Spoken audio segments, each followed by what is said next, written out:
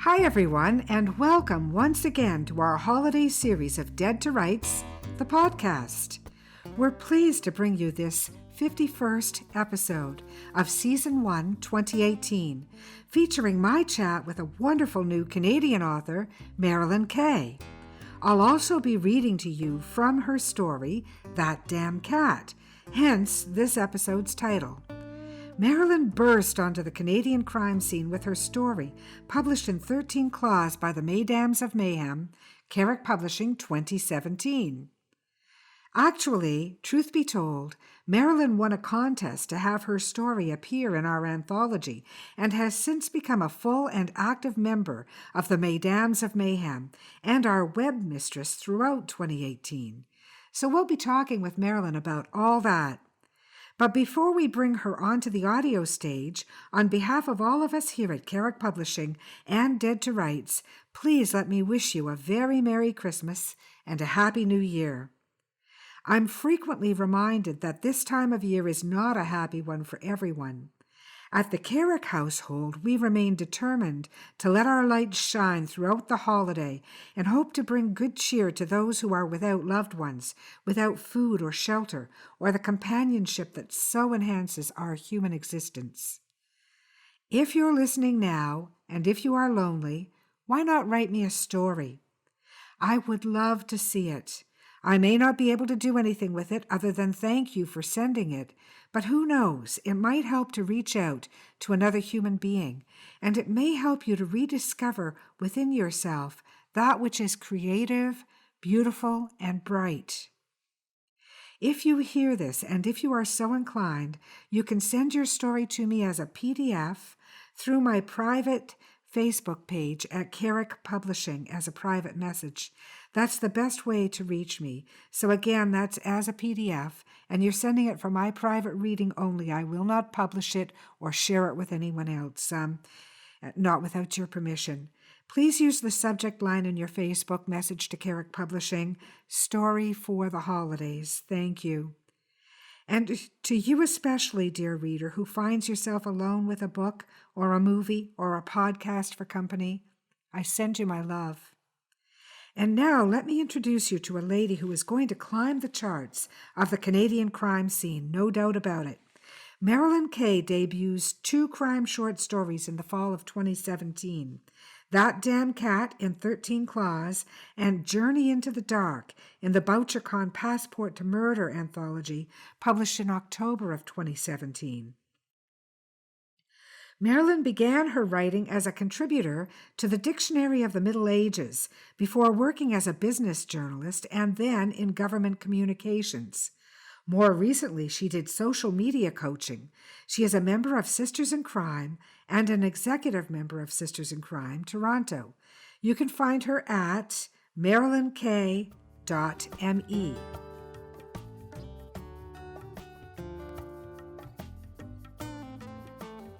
Good morning, Marilyn. How are you today? And welcome to Dead to Rights. Oh, thank you very much. I'm doing very well. Thanks, Donna. And how are you? I'm great, thanks. And with the Christmas season on us, I wanted to get you on the show so we could do a year in review for the Mesdames of Mayhem, as well as Yes. talking about your work. And I know you've been working away on a novel. I think it is called, help me out here. What is it called? I Oh, didn't write it okay. down. Yes, that's okay because what happened is I changed the name. It's now Oh, it's now called Love Thy Neighbor. okay. That's a great title. I know before, what was it called before? Because I know I saw it somewhere and I went back and tried to find it. Well, I had a working title that Okay. was called Killing the Imams. Oh, okay. So love But thy we neighbor. decided not, yeah, I decided that wasn't exactly the title to use.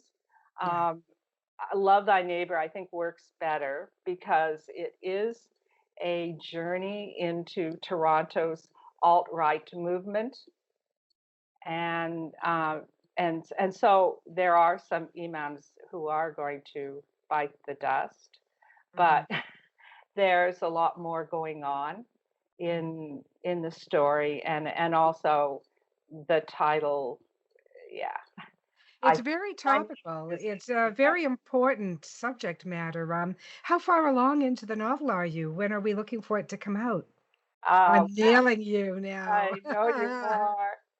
Well, I am actually, I did a pitch to an agent in the US um, at the Romance Writers, the Toronto Romance Writers Conference, Northern Hearts, Hmm. at the end of September.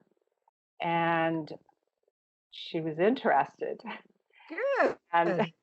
what she said to me is to go back and make the manuscript as perfect as possible and Hmm. then send the entire manuscript to her. So Good. that was really exciting. But Hmm. now I'm in the process of making it perfect as possible. So Good. I've actually done some rewriting and I'm editing and I knew that the word count was far too large. It was Hmm. coming in at around 150,000 words, which is That's a lot of words for a kind first of a novel. Yeah. doorstopper, which is Yeah. not really what they're looking for, Yeah. especially for a first-time novelist. That's really it for a first novel that is not proven. They really don't want that kind of word count. And I'm glad you raised that for our listeners. If you are pitching your first novel, I know that there's no hard, fast rules artistically, but try to come in between 80 and 85,000 words for a full novel, if you can. Certainly not more than 100,000 words because you just won't be able to market it. That's exactly it. Mhm. And she said she was actually okay with 100,000 words Good, good. because it's a very complex and twisty kind of plot. Yeah.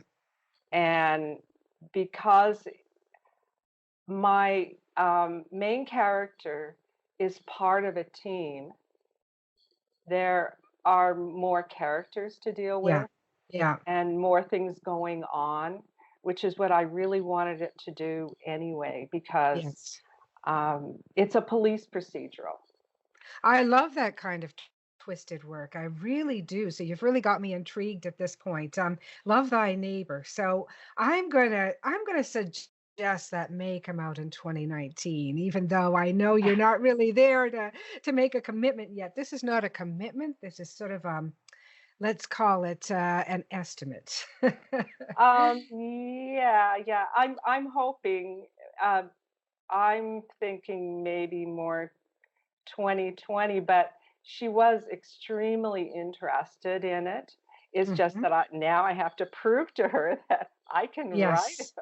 Yes, and a big And part of that is yeah, editing it down to the necessary word count. And 100,000 words really is reasonable if you've got a terribly twisted plot. And I love twisted plots because what these editors and publishers are telling us, they don't want wasted verbiage. They really don't, yes. especially in a first novel. And that's why it's so important to be able to pare it down. Are you using any particular techniques to get it down? Well, I I started in Scrivener, and uh, and I like Scrivener, and I hate it, but Hmm. um, I I did I started out as a pure plotter, Hmm. and then got bored with plotting and Hmm. plotting, and Yes. ended it up um, just starting to write. And Hmm. that was around September of last year that I started that. Hmm. And I've Scrivener has some nice things, but honestly, I needed to get it into Word. Yes. Yes. And I have sent it to my daughter, who is a incredibly keen reader of murder mysteries, etc., and Hmm. is also a keen editor.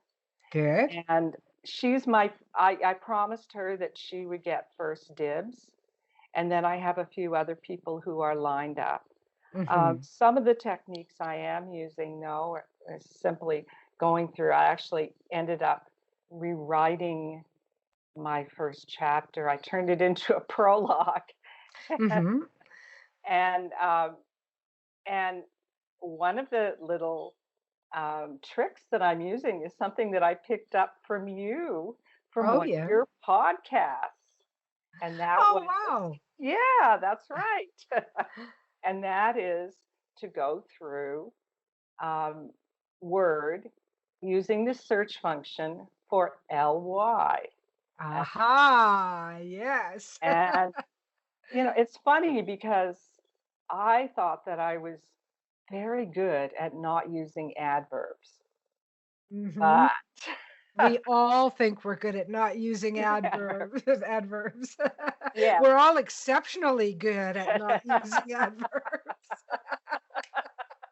Well, you've made my day, Marilyn. I can't believe it. I love to hear that somebody took one of the tips. And I'll tell you another tip because I know you and I know that you're a Canadian author. Watch for what I call Canadianisms.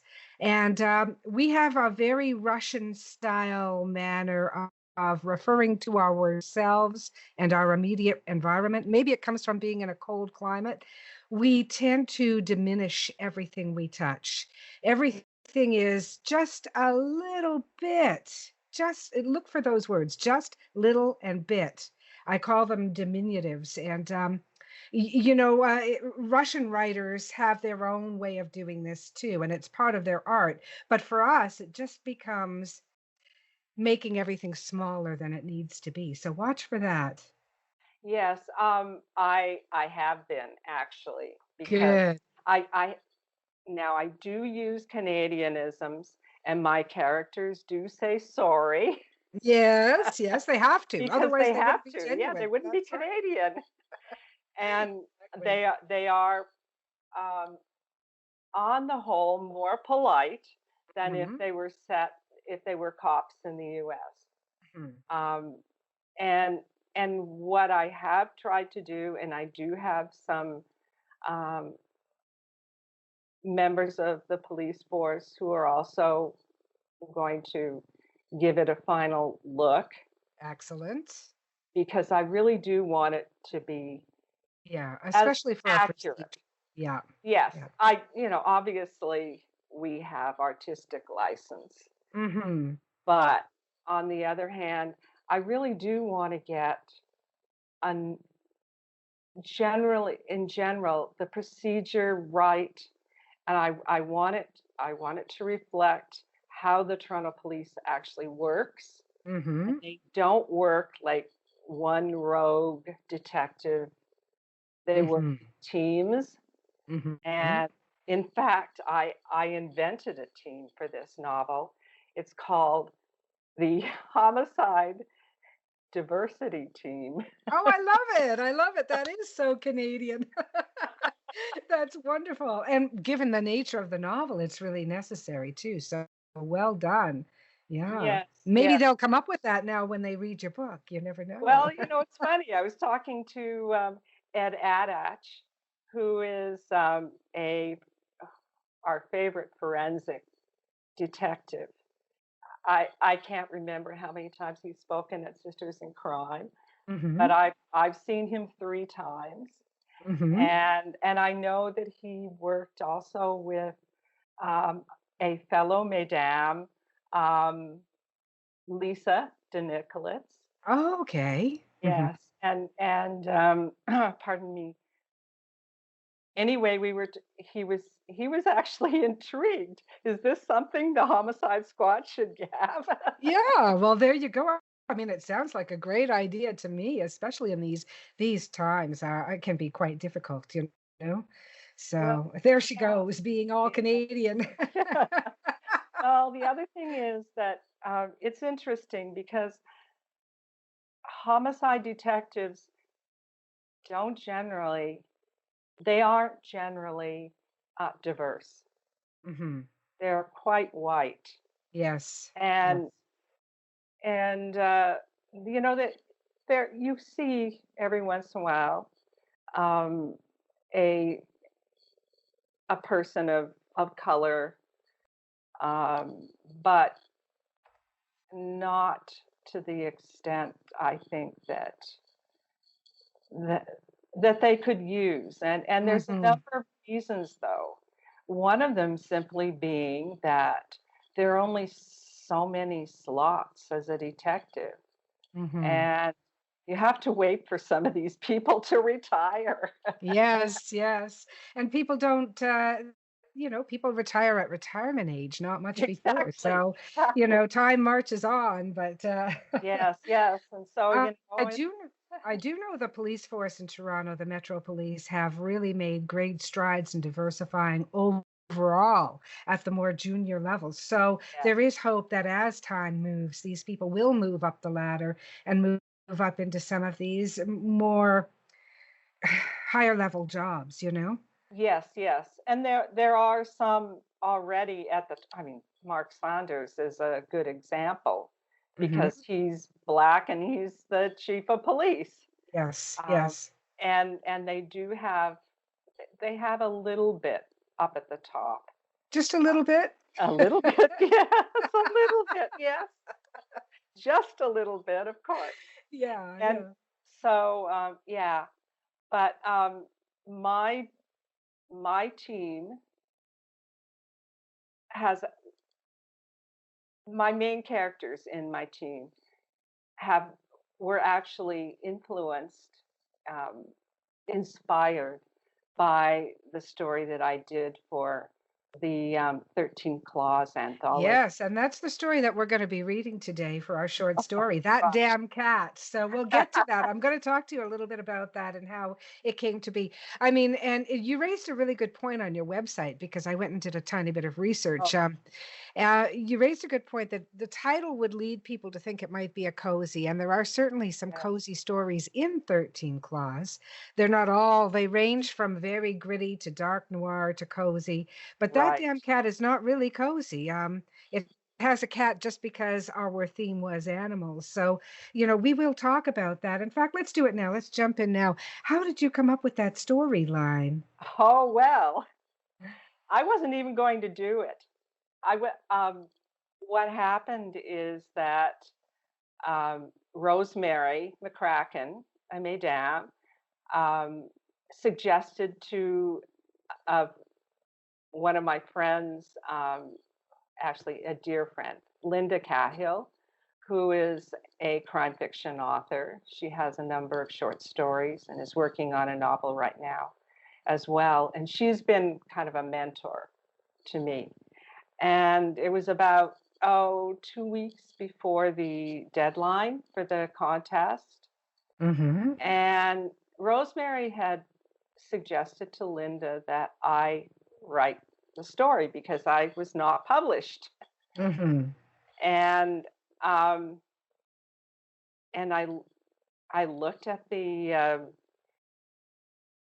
submission guidelines, and it said that it had to have an animal in it. And my Mm-hmm. first instinct was, oh God, no, not a No, Marilyn, cozy.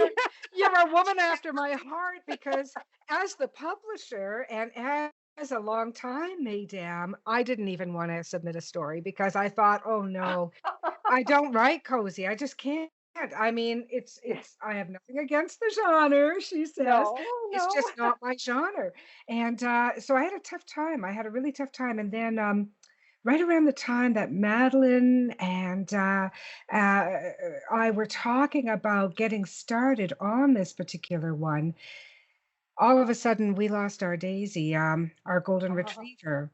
And I thought, you know what, this I would be a remember. good way to memorialize Daisy. So that's the approach I ended up taking. But sorry, I was asking you about. Yeah, well, what happened is then I thought, no, I just don't think I can do this. But I had a cat. I lost my cat in February of this year, and but anyway, I'm sorry to hear that, Marilyn. Yeah. this vision of my cat, Rudlan, who was a Maine Coon, namely, she was, heaven knows what she was exactly, because Hmm. she was a rescue cat. Um, but and I thought, wait a minute, I don't have to write a cozy. And I just saw her image and her usual image of being almost sphinx-like. And I thought, well, yeah, I think I could do a story in which the cat's not talking, the cat's not helping out, really, Mm-hmm. but is very key to Mm-hmm. solving the crime. Mm-hmm. And and maybe throw in a little bit of humor too. Mm-hmm. So because I do like I like humor. Yes. Yes. I'm Even not good even at it. yeah. I haven't got a funny bone in my body.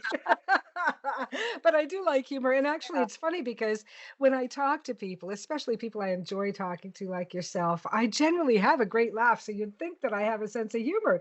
But when it comes to writing, I tend to the very serious, a little bit to the dark. So it's hard. I try to inject some humor as I go because I realize that readers need that. They really need that. Yeah. Yeah. Well, I'm sort of the Shakespeare mode, and even in the most grisly uh, dramas, he manages to throw in Some the of his dark humor, jester, yeah. the yeah, right. So anyway, I decided I'd sit down and write this story. The first story I had written was set mainly in the UK, uh, because I have ties there. But I thought, like, I don't have very much time to write this story. Uh-huh, It's uh-huh. 2 weeks. Yeah. So I decided to set it in Toronto, Mhm, in the Toronto Police Force, the homicide squad. And I came up with two characters, a rookie detective, Maureen Kelly, and a more more seasoned, um, slightly offbeat, pain in the ass partner, Joe Corso. mhm. And um, it ended up that people who read the story liked the characters, and I liked the characters too. So um, they became the basis with a lot of,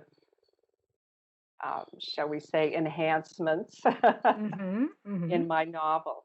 But mhm. In Love Thy Neighbor. And we will be reading That Damn Cat today. So listeners, yes, pay attention to these characters because they are going to appear again. We're going to say 2019 or 2020. yes, yes, I'll hold you to that, Marilyn. and the thing is that it was lots of fun doing the story because I actually um, went and scouted out where I wanted to have the crime scene, and and I wanted to use things that were typically Toronto, like streetcars Mhm. and The buses. Red Rockets. Yeah. That's right.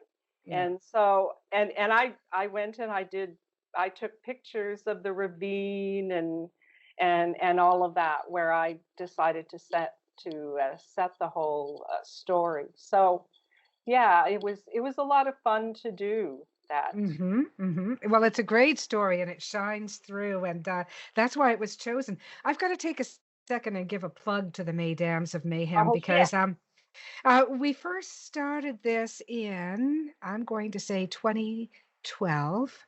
We decided to band together as a group of writers and help promote each other. And then, of course, we got the brilliant idea that we would start doing anthologies.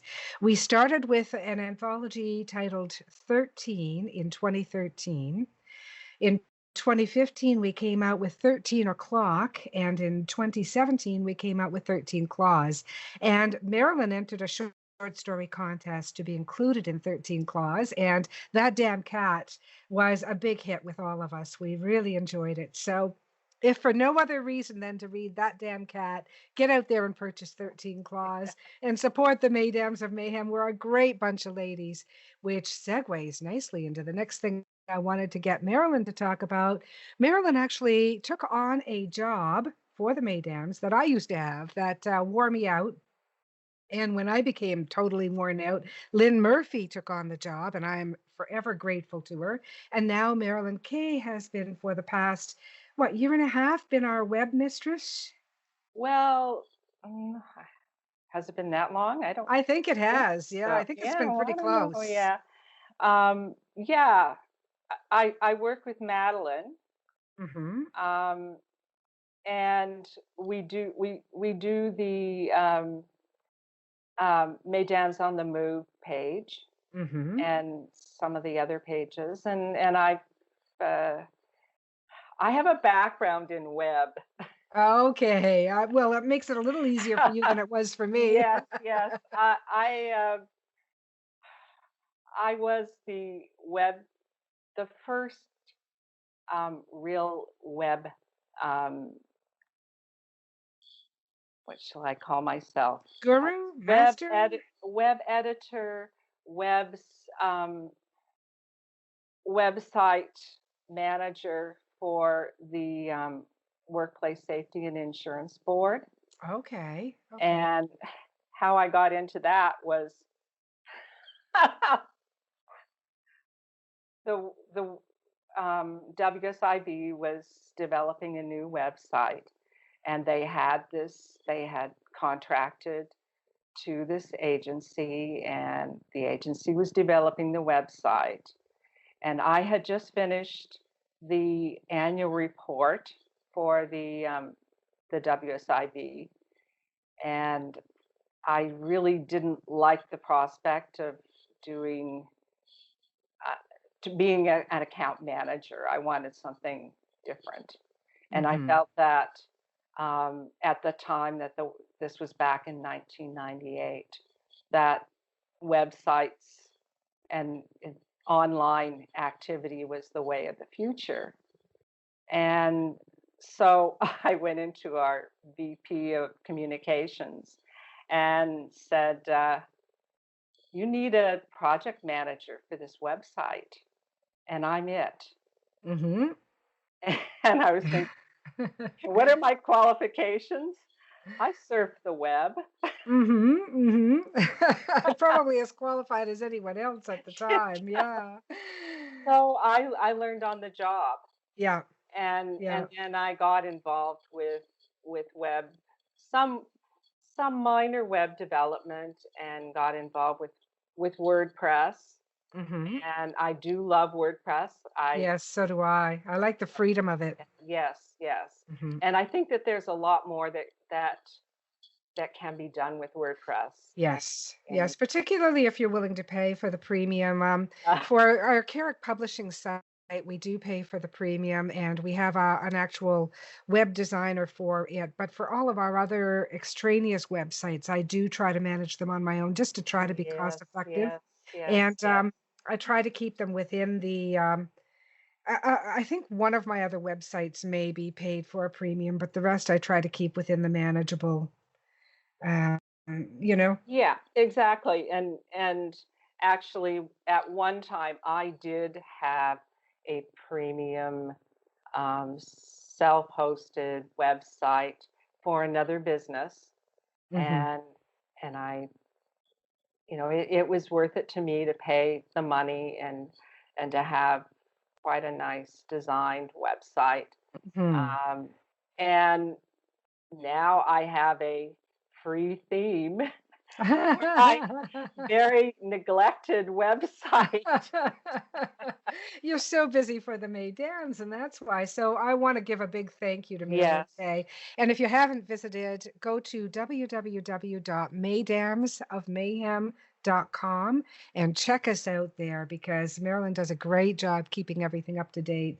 Thank you. Yes, and there will be a December will be popping up. Um, we'll talk about that a little bit Mhm. afterwards. Yes, I owe you some information, I know. I used to be having to chase all that information. Now I have to provide it, darn. Yes. So yeah, we've got it. We've This month is our posting for um, the holiday, and holiday means sitting back and reading a good book, giving a good book. Yes. And so Yes. make it very easy for people to find out the good books that Mm-hmm. and the good stories that our mesdames are have produced for 2018. So Yes. you need to visit that if you're looking Mm-hmm. for a gift or a Mm-hmm. gift for yourself Yes. for the holidays, because we've Yes. got some fabulous offerings We've through. got great We authors and have we've got great incredible books authors. and Yeah, yeah, and the Mesdames series of anthologies are also terrific reading. They've had great yeah. reviews and people really enjoy them. So, so come on down Yes, to Mesdames of exactly. Mayhem Warehouse Crazy Sale.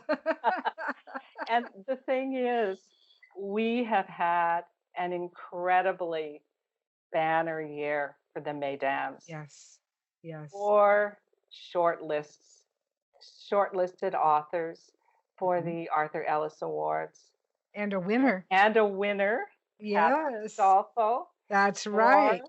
her story in 13 Claws. That's right. It's it's a oh, that story. It was a great story. I It's a interviewed great story. Kathy earlier this year, Yes, yes, yeah. and I also read her story. It was in 13 Claws, and I'm just going to see if I can quickly come up with the title of it. The Uh, Outlier. the Outlier. Thank you. Thank on behalf of the Mesdames of Mayhem and Marilyn Kay and Yes. myself, we'd like to wish you all a really Merry Christmas and Merry thank you, Christmas. Marilyn.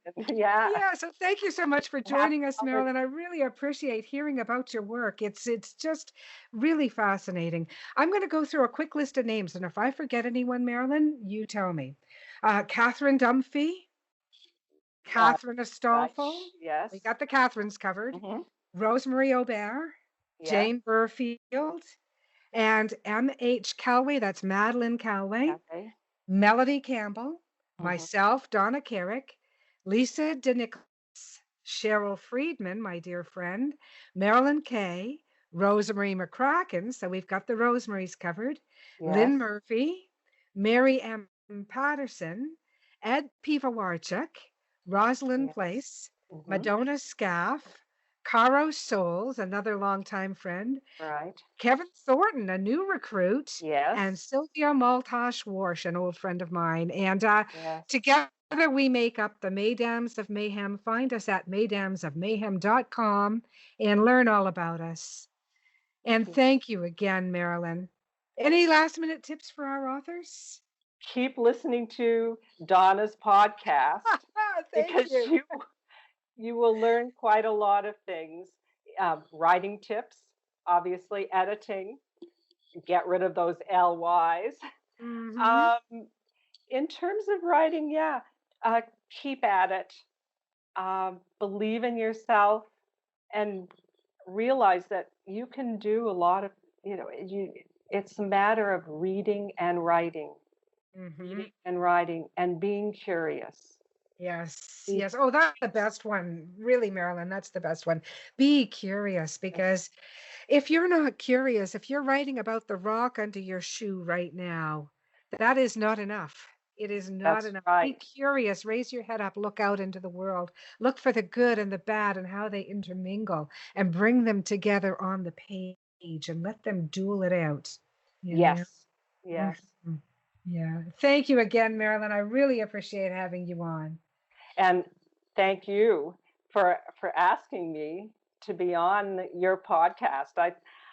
I look at the people you have been speaking to, and I listen to them and I think, oh my goodness, how did I get into this? I've had some terrific people, haven't I? And you are one of them. Absolutely. I really appreciate it.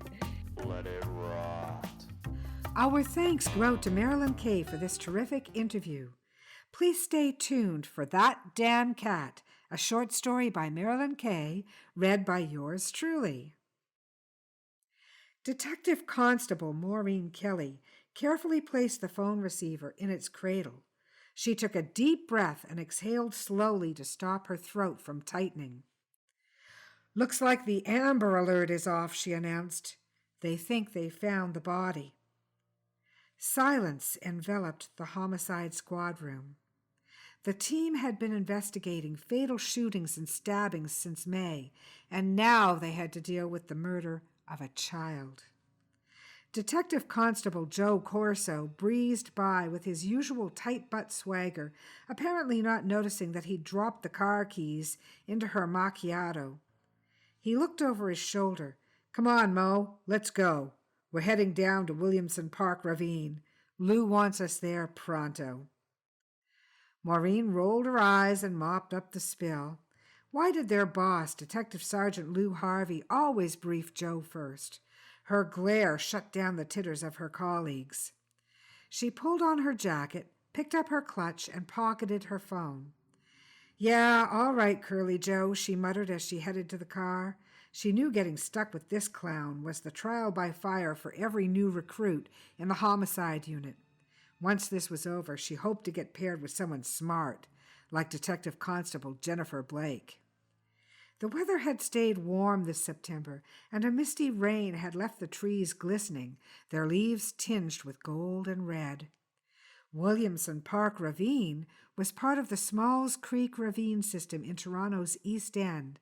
The city's Parks Department had recently manicured the Gerrard Street East entrance and added a wooden staircase leading down into the ravine. There, underneath the steps, was a black industrial-sized garbage bag containing the naked body of 13-year-old Caitlin Jones, missing since last Friday. The investigative team was securing the scene and had begun marking out and photographing footprints and possible drag marks. Footprints on the stairs had already been lifted to enable the team easier access to the ravine. Maureen pulled back her unruly shoulder-length auburn hair and slipped on crime-scene gloves and slippers before joining Lou and Forensic Identification Officer Mark Madden at the bottom of the stairs. She knew what Lou was going to say even before he handed her the address. She and Curly Joe had the job of informing the bereaved family. She bit her lip and squared her shoulders. This was her first time informing a family of a death, and she was stuck with an insensitive jerk to see it through. Maureen and Joe didn't leave Caitlin's distraught parents until she had arranged for Mrs. Jones' sister to stay with them. "Hey, Mo, you did good," Joe said on their way to the station. "Mrs. Jones was a mess, but you pulled it off okay. How about I treat you to a macchiato before we head back to the squad room?" Maureen wrinkled her nose. "No thanks, Joe. Another time." "You useless moron," she thought. But as soon as she'd parked the car, she took off to pick up a Starbucks before returning to her desk. She arrived just in time to hear Lou, standing with his sleeves rolled up and his right thumb jutting out of his pants pocket, brief the team. "Initial forensic findings indicate Caitlin was electrocuted," Lou said. "There were signs of low-voltage burns on other parts of her body. She also suffered at least one sexual assault." Bile burned Maureen's throat and mouth. She wished she hadn't bought that Starbucks coffee. Lou continued. "Her probable time of death was sometime on the Sunday night. Recovered nail scrapings and some fine cement dust powdering parts of her body indicate possible confinement in an unfinished or partially finished basement or garage. We're extending door-to-door canvassing to the neighborhoods surrounding the entire Smalls Creek's ravine network." As an afterthought, he added, "A further consideration is to look for cats." Forensic found cat dander and a few long orange cat hairs stuck in Caitlin's dark brown hair. "So we'll be interviewing all the cats in the neighborhood too," Joe quipped. There was a collective groan. But as Lou allocated assignments, Maureen could see crooked smiles on a number of her colleagues' faces as they grabbed their notebooks and proceeded to their tasks. Lou wanted Maureen and Joe to interview the families of Caitlin's friends, as well as talk to staff and members of the Fairmount Park Community Center, where she used to hang out. "Joe, let's do a quick run-through of those initial interviews before going back to see the families, shall we?" Maureen said. Sure, if you want, but maybe we should head over to the Fairmount Center first. We didn't talk to them last time. Fair enough. Give me 5 and I'll be ready. The urge to get to the ladies' room suddenly overwhelmed Maureen. She felt clammy all over, and her armpits dripped with sweat. Her tautly muscled 5'7" body went wobbly. She clutched the toilet seat and vomited. This wasn't the way a police detective was supposed to act. Still trembling a bit, she rinsed out her mouth, splashed water on her face, and wiped mascara drips from around her hazel eyes. She fixed her hair into a low ponytail, adjusted her clothes, and popped the last mint from her purse into her mouth before emerging from the washroom. "You want me to drive, Mo?" She was about to snap at him, but instead handed him the keys. "Yeah, okay." "Your first child murder. It's always the hardest," he said. "So let's get that fucker, right?" Maureen nodded. "That's why I joined homicide." They finished late, but still had no leads as they parted ways and headed home. Maureen walked over to her favorite Thai takeout on Yonge Street, while Joe went home to microwave his supper. Joe was the only guy, make that the only detective she knew, who cooked up spaghetti and meatballs or whatever else he ate and packaged the food into frozen meals ready to microwave whenever he got home. As Maureen looked at her gelatinous pad thai, she wondered if his home-cooked meals were the secret to his still trim, well-muscled figure. Many of her colleagues were overweight after years of takeout and irregular eating. She wasn't going to let that happen to her. At 27, she was as strong and fit as when she had passed the physical readiness evaluation for a police test with flying colors 5 years earlier. The thought of going to her condo gym briefly crossed her mind, but sheer weariness canceled that idea. She dumped the rest of her takeout in the compost bin and went to bed. Over the next 2 days, Maureen and Joe knocked on doors to interview people who hadn't been at home when they'd previously called and talked to more volunteer staff at the community center, all with no success. No one had seen Caitlin or anything suspicious. Connie Abbott opened the sliding glass door and gazed at the stars twinkling between the passing clouds. She stuck her hand out the door and shook a bag of cat treats. "Maxie, Maxie, come to Mama," she cajoled. Her husband Sam's heavy 6'2" frame loomed behind her. He gripped her shoulder. "Will you shut that door? That damn cat will be fine out there. Hell, he's big enough to fend for himself." Connie winced, then lightly placed her hand on his. "Oh, Sam, don't be so impatient. Maxie's just doing what every Tom does, hunting and prowling for a lady's love." She shut the door and gave Sam's grizzled cheek a peck. "There, no need to be jealous. I'll give Maxie 15 more minutes. He'll be ready to come in by then." Sam gave her butt a sharp whack that made Connie flinch. "I'm going to bed. Don't be long." "I'll just finish my cup of tea and get the cat in. Keep the bed warm for me."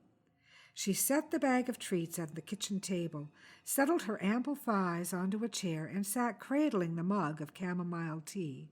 At 55, her figure had expanded to the point where she looked like everyone's favorite aunt. She and Sam could never have children, so they had settled for cats. Maxie was their third, and Connie's favorite. Shrieks and yowls pierced the night air. She peeked through the glass of the door to see a mass of shaggy hair galloping toward the kitchen.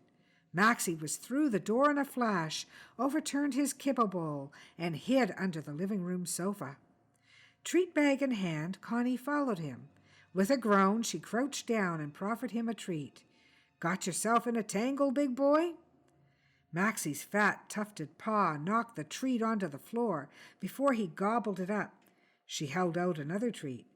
Maxie, his amber-green eyes wide in his furry face, stared before he began to wash his face.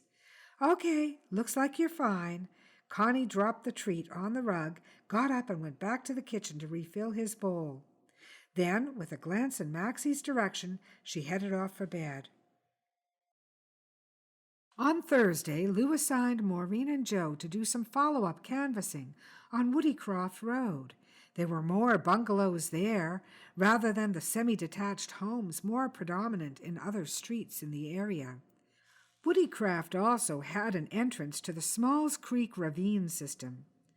As they crossed over to Woodycroft, Maureen saw what at first looked like an orange raccoon with a bushy tail trundling across the lawns. She nudged Joe. "Cat! The right color." She pointed as the cat turned its squarish face toward them. "Shall we see where it's going?" Joe put his right hand to his brow and swiveled his head. "Let's go stalk that cat," he said. Maureen grinned. They followed the cat for almost the length of the street before it hopped up some stairs and settled onto the porch of the bungalow at 106 Woodycroft. As they approached, their phones pinged simultaneously. Maureen took photos of the cat and the nearby houses and then looked at her text. Another teenage girl was missing. 12-year-old Anastasia Vulos was thought to be somewhere in the vicinity. She opened the brief on her phone while Joe called Lou. Anastasia's mother, Sophia, a nurse at Toronto East General Hospital, had expected her daughter to meet her at 6 p.m. in the hospital lobby. They had planned to go to the Danforth for dinner to celebrate the divorce settlement between her and Anastasia's father, Constantine. Sophia feared that her ex-husband had kidnapped Anastasia, as he had threatened to do more than once.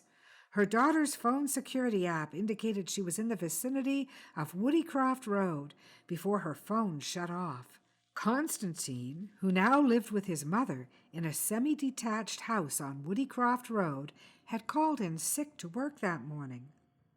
Maureen and Joe were to proceed immediately to 2 Woodycroft Road and check out Constantine Vulos. They could hear the hacking even before they knocked on the door. A woman, presumably Vulos's mother, opened the door. "Costa, the police again. They want to talk to you," she called out and went back to the kitchen. A sneezing Vulos came to the door. "More cops. What do you guys want now?" Maureen tilted her head away from Vulos's spray. "May we come in, Mr. Vulos? We have a few more questions to ask you." Vulos motioned them inside. "I told the other guys I knew nothing about the girl or the neighbors. I'm only here till I get a place of my own." "This time we'd like to ask you about your own daughter, Anastasia," Maureen said. "Her mother thinks she might be here. With your mother's permission, we'd like to search your home." "Here? What would she be doing here? Go ahead, search the place. What game is Sophia playing now?" "This is not a game, Mr. Vulos," Maureen replied. "Your daughter has gone missing, and her phone app pinpointed her whereabouts to somewhere in this vicinity." Vulos covered his face and erupted into another bout of coughing. "Oh, my God! Anastasia! No! She must be with a friend." While Maureen continued the interview, Joe searched the house and grounds. No Anastasia. Promising to keep Vulos updated, they left him spluttering while his mother poured coffee and opened a tin of cookies. The sun was setting, and it was getting chilly. As they walked back up the street, Maureen mused. "Lou told you Jennifer spoke to a woman who thought she'd seen a girl with long dark hair around 5:30. The girl was waiting at the Coxwell bus stop near Fairford Avenue going north." "Yeah, she talked to a lady with a cat carrier. Blonde, short, plump, I think Jennifer said." "So did they both get on the bus?" Maureen asked. "The woman didn't know," Joe said. "She left the parkette before the bus arrived." So could the cat lady be implicated in Anastasia's abduction? "Maybe. That's why I told Lou I'd text him with the address if a woman of that description answered the door." "Here's the house where we saw the cat on the porch." "Let's see what a few close neighbors have to say first," he said. They had no luck with the neighbors immediately to the left and right of the house.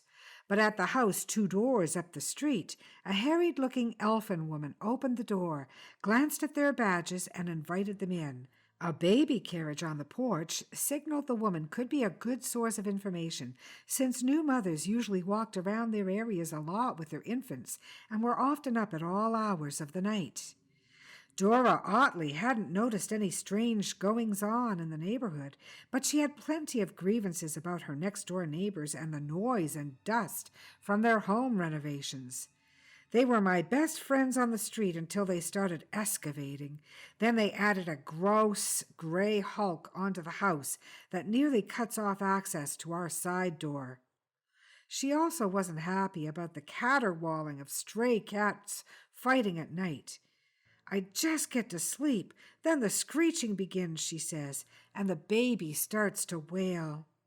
Maureen nodded. I can sympathize, Mrs. Otley. She paused. Are all the cats around here strays, or do some have owners? Connie has a big Maine Coon, but he's a doll, and Connie is too.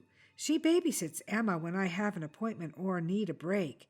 In fact, I don't know what I'd do without Connie this week, with Randy away with a client in New York. When did Randy leave? Maureen asked. He took Porter's 8 a.m. flight on Monday. And he returns when? Tomorrow night, she said. He'll probably be home by around 8:30. Okay, could you tell me more about Connie, please? Maureen asked. Sure. Actually, everyone I know loves Connie Abbott. She's always cheerful and helpful. Her husband Sam upgraded our house's electrical system and gave us an amazing deal. Maureen gave a nod to Joe. Ah, and where do Connie and Sam reside? 2 doors down, 106. I think Sam's still working, but Connie should be home. Joe pulled out his phone and began to text. They got up to leave. Thank you, Mrs. Otley, Maureen said. You said your husband will be home around 8:30 tomorrow? We'd like to have a chat with him, too, when he gets back from New York. Please let me know. As they walked down the porch steps, Joe said, Lou's got the address. Now let's see if Connie Abbott is home. Wait a minute, Joe. I want to take a quick look at the reno job. Remember, there was cement dust on Caitlin's body and under her nails. The two nosed around the vacant house that Mrs. Otley complained had been swarming with builders earlier in the day. Only a white van remained. Satisfied they'd seen enough, they went over to the Abbott's home. Connie came to the door at the second knock. Maureen and Joe showed their badges. Mrs. Abbott, I'm Detective Constable Joe Corso, and this is Detective Constable Maureen Kelly, Toronto Police. We're doing some door-to-door canvassing in connection with the death of Caitlin Jones. She was found Monday in the Williamson Park Ravine. May we come in? Connie scrutinized their badges for a moment, then motioned them in. Sure. Maureen looked at the plump, bottled blonde, dressed in stretch pants and a red tunic sweater, and saw nothing remarkable. Come in and make yourselves comfortable, Connie said. Maureen sat down on a big wing-back chair. Oh, no, that's the cat chair, Connie chided. Sit down over there on the sofa. I think it's clear of hair. Maureen stood up, brushed her backside, and sat down beside Joe on the sofa. Would you care for a cup of tea? Connie offered. I drink mostly herbal, but I think I can rustle up some ordinary black tea bags. Or would you care for some instant coffee? No thanks, Mrs. Abbott, they both intoned. Connie sat down on a big easy chair. Oh, please, call me Connie. Everyone does. Joe pulled out his notebook, his signal to Maureen to handle the questioning. Mrs. Otley was just telling us about your cat, Maureen began. Oh, Maxie? I'm afraid he's populated the ravine with little Maxies and Maxines. Dora's not so happy about that, but boys will be boys, and Maxie is a very big boy. Maureen glanced around. Is he around now? I love cats, too. No, I'm not sure where he is right now, but he'll be scratching at the back door when he gets hungry. Right. Well, we'd like to ask you and your husband a few questions. By the way, where is Sam now? Connie nestled her thighs a bit more in the chair, half shut her eyes, and rubbed her upper lip against her lower one. Oh, he won't be back till around 8:30 or 9 tonight. Why so late? Well, he's got a big job out in Oshawa, and it can be a bitch of a drive, pardon my French, back into the city. What does your husband do? Maureen asked. Sam's an electrical contractor. He upgraded Dora and Randy's house. I asked him to give them a good deal, and he did.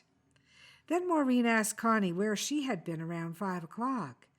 I found a little Maxine limping around and decided to take her to ORA on Coxwell. You know, the Organization for the Rescue of Animals. They're good with rescuing cats. That was very kind of you, Connie. What time do you remember getting there? Well, it's just a short streetcar ride to Coxwell, then a quick walk down to their building. I'm not sure. I was home before 6. When you walked down Coxwell to ORA or back to the Gerrard streetcar, did you talk to anyone? Connie giggled. Sam says I gibber to everyone. Do you remember talking to a teenage girl with long dark hair? Connie appeared to consider the question. I may have, but if I did, I don't remember. I was more concerned about the cat. Maureen took her phone from her clutch, scrolled for a moment, and handed the phone to Connie. Could I ask you to look at this photo and see if you remember? Connie squinted at the photo for a long time before returning the phone to Maureen. Then she shook her head slowly. Nope, there wasn't anyone like her on the streetcar. I'm talking about before you got on the streetcar, Connie. We've got a report from another person who thought she saw someone very much like you talking to this girl. Does that help jog your memory? Connie put her hand to her neck, then quickly withdrew it. What are you talking about? I thought you were here to talk about that poor girl, Caitlin Jones. Now you're showing me a photo of someone I've never seen before, telling me I saw her before getting onto the streetcar. I thought I said someone very much like you, Connie, Maureen said. It's important that you think hard about this girl because she's gone missing. We'd like to find her before something bad happens to her. Well, I can't tell you what I don't know, Connie said. Perhaps you'd like to think more about it. We could come back when your husband gets home. Thanks for your time, Mrs. Abbott, Joe said as he and Maureen got up to leave. We can see ourselves out. As they walked toward the street, Joe asked, Well, what do you think? Call it a hunch, Maureen said, but I think Anastasia's in there. Yup, I'd say Connie's hiding something, Joe confirmed. He pulled out his phone. Let's Google the ORA. He searched for a moment, then said, They're open till 9 tonight. We can swing by and see if they corroborate Connie's story. By the way, Lou is sending some surveillance to help us out. Okay, Joe, let's go, Maureen said. She swung the car into the ORA building's parking lot. You want to do the talking this time, she asked. Nah, you're on a roll, Maureen. Go for it. A volunteer, Pete, remembered having seen Connie. Yeah, she handed in an injured cat about 5 this evening. I've logged it. It's right here. You want to see the cat? No thanks, Maureen said. Do you mind if I take a photo of your log page? Go ahead. As Maureen thanked Pete and took a picture, Joe handed him a card. Write your name and telephone number where you can be reached on the back, please. We'd like to get back to you real soon. It's nearly 8, Joe, Maureen said as they pulled across the street from the Abbott home. I bet her husband is already home. In fact, I think he was at home all the time we were there. Joe threw up his hands. Okay, Mo, how the hell do you know he's in there? I thought his van was the one parked at the Renault up the street, she said, as they stepped out of their car. What? I didn't see any logo or lettering on it, Joe said, as they headed toward the house. But it would make sense. He would get the job, Maureen countered. Dora Otley would have recommended Abbott to her now ex-best friends. Besides, I checked on the license plate number. This van is Abbott's. Joe raised his eyebrows and held out his palms in mock surrender. Okay, but why didn't you bring this up while we were in there? Because Connie would have kicked us out if we'd asked to search the place. I didn't know what else to do except end the interview. Well, Lou's got the place watched. Joe nodded toward a cruiser parked 2 doors down. Let's try again. Connie didn't open the door so quickly this time, nor did she invite them in. Sam's not back yet, she said as she started to close the door. Joe put out his hand to block her. We've got some news we think you'd like to hear. With a sigh, Connie let them in. What have you got to tell me? Joe moved a few more steps inside. Only that you turned in the cat to ORA at precisely 5:07 today. We'd like to ask you a few more questions about what happened after you took the cat into ORA. We'd also like to talk to your husband. May we come in and sit down? Connie hesitated. I suppose. She stepped aside. Like I said, Sam's not here. Maureen surveyed the hall leading to the kitchen before moving into the living room. Still no sign of the cat? Connie gave a petulant nope. Joe began again. Mrs. Abbott, Connie, take your time to pull your thoughts together. Then please take us through, step by step, what happened after you took the stray into ORA. Connie stared but said nothing. Mrs. Abbott, would you mind if I have a quick look around while you collect your thoughts? Go ahead, look around. Thank you. Joe got up and motioned for Maureen to stay with Connie. The women sat in silence. They could hear Joe searching the main floor and the upstairs rooms. When he returned, he looked at Maureen. She read the disappointment in his face. Nothing. He turned to Connie. Most bungalows have a basement. I don't seem to see any stairs to yours. Who says we have a basement? Connie said. Maureen got up. But you do have a garage. May I take a look there? The key is on the hook by the door, Connie said, but we only use it for storage.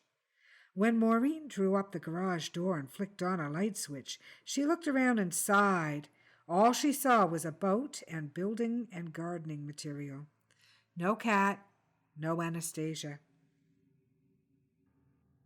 As soon as Maureen left, Connie began speaking in a robotic voice. He broke the kitten's leg, you know. That's why I had to take her to ORA. Startled, Joe asked, Your husband, Sam? Who else? Connie said. And then what happened, Connie? Joe prompted. I went to ORA. On the way back, I popped into the dollar store across the street to buy a couple of things.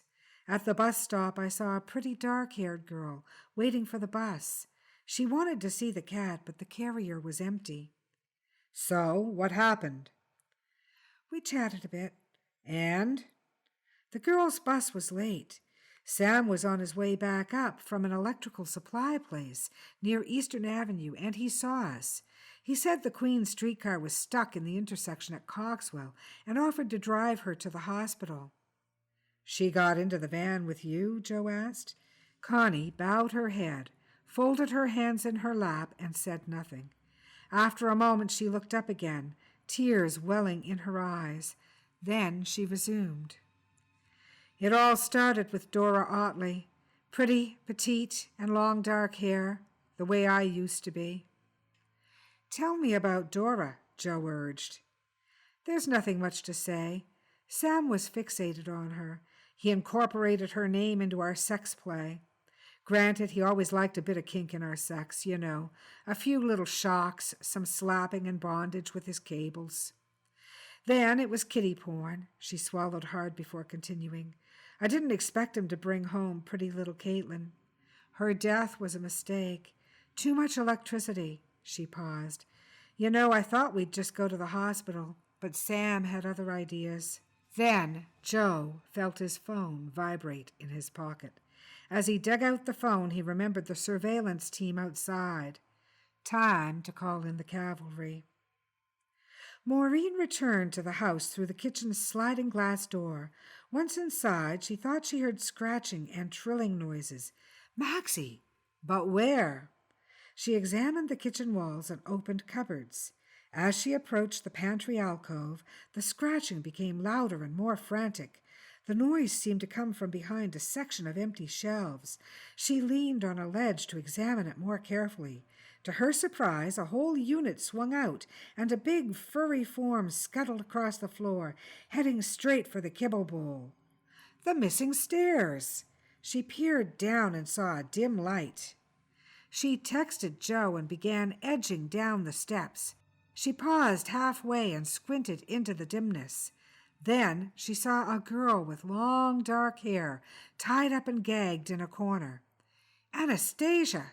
She started to hurry down, but suddenly someone grabbed her from the side and hurled her to the floor. Abbott! Sam Abbott came at her, flexing a wire cord in his hands. Maureen leapt up, faced him, and kicked him in the groin. He staggered back and dropped the cord. Abbott straightened up and charged at her, growling. Maureen aimed her right elbow at his solar plexus, but Abbott knocked her arm down, spun her around, and wrapped her in a bear hug. Then Joe barreled down the stairs. He trapped Abbott's neck and head in a rear chokehold. Abbott began flailing and released Maureen. Once Abbott stopped struggling, Joe brought him down slowly and flipped him over. At that point, one of the surveillance officers Joe had summoned raced down the stairs and handcuffed Abbott. Maureen and Joe knelt and released Anastasia. Though gagged, bound, and terrified, she appeared otherwise unhurt. When they went upstairs, they found Connie under the guard of a second surveillance officer, sitting stoically, one hand clutching the sofa's edge, the other stroking Maxie. Maxie purred and stared straight ahead. As Connie was escorted from the house, she looked at Maureen. "Who will take care of Maxie?" she asked. Exasperated, Maureen rolled her eyes, then focused on Connie. "Mrs. Abbott, rest assured Maxie will be fine." About an hour later, as they watched the ambulance take Anastasia and her weeping parents away, Maureen turned to Joe. "It appears you helped save my life. Thanks." A half-smile flickered on Joe's lip. "We all have our moments," he said. Maureen gave him a poke in the ribs. "But what took you so long?" Joe cocked his head and raised an eyebrow. With a glint in his eyes and a shrug of his shoulders, he said, "I figured you were on a roll." Let it rock. Our thanks go out to Marilyn Kay for this wonderful story titled That Damn Cat. Are you a published author? Would you like to be featured on our weekly Dead to Rights podcast? We're now scheduling slots for 2019. Please contact me at carrickpublishing@rogers.com and say Dead to Rights interview in the subject line.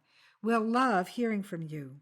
Likewise, if you have any questions about books or the book business or the writing craft for any of our authors or for me, Donna Carrick, don't hesitate to get in touch with me. Same email address, carrickpublishing@rogers.com. You can find us anytime on Facebook under Dead to Rights or under Carrick Publishing, our publishing page. You can also find our personal pages, Donna Carrick and Alex Carrick. On Twitter, we're listed at Dead to Rights Pod, at Carrick Publishing, that's at Carrick Pub, at Donna_Carrick, or at Alex_Carrick. All music featured on Dead to Rights, including our theme song, Eyes of Gold, is original material composed and performed by Ted Carrick. Look for his work on YouTube at Ted Carrick Music. All the best of the holidays to you, one and all, with love and warm wishes from all of us here at Carrick Publishing and Dead to Rights, the podcast. Join us next week for our 52nd and final episode of 2018, Dead to Rights, the podcast.